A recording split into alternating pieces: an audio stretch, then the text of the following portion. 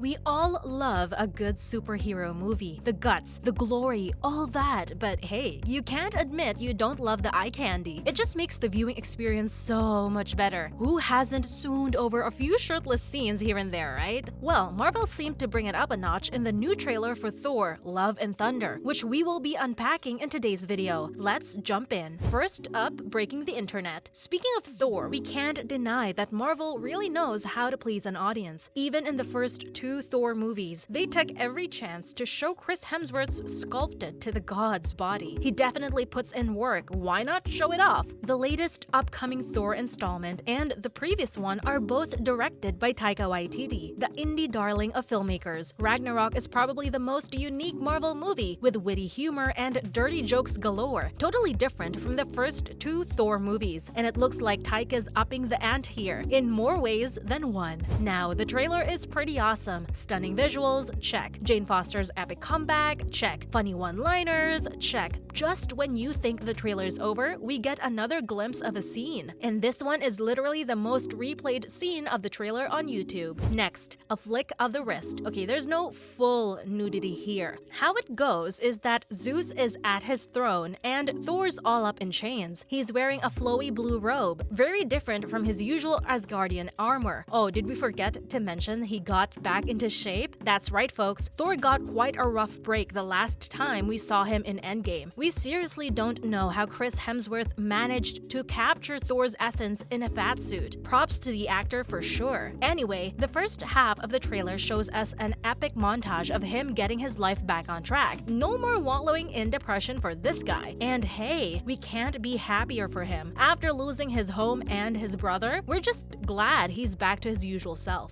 Back to the scene. It looks like Zeus has taken Thor hostage. Some type of conflict between the two was inevitable. Put the god of thunder and the god of the sky in one room, there's bound to be chaos. Zeus, played by the hilarious Russell Crowe, is up to his godly antics. Apparently, he can't recognize Thor in that blue curtain he's wearing, so he flicks his hand to take off his disguise. Lo and behold, the whole disguise flies off. No full frontal, folks, sorry. But we do get a view from the backside, and yep, Thor's fully in the nude. He's not too pleased, even with the specimen of a body. Zeus kinda flicked too hard. Well, you can't blame him. He is the god of, well, everything. And now, censored. Since this is a trailer and it's PG-13, Marvel has, of course, censored Chris Hemsworth's moneymaker. We get a shot from the back, sure, but hey, you can't have your cake and eat it too.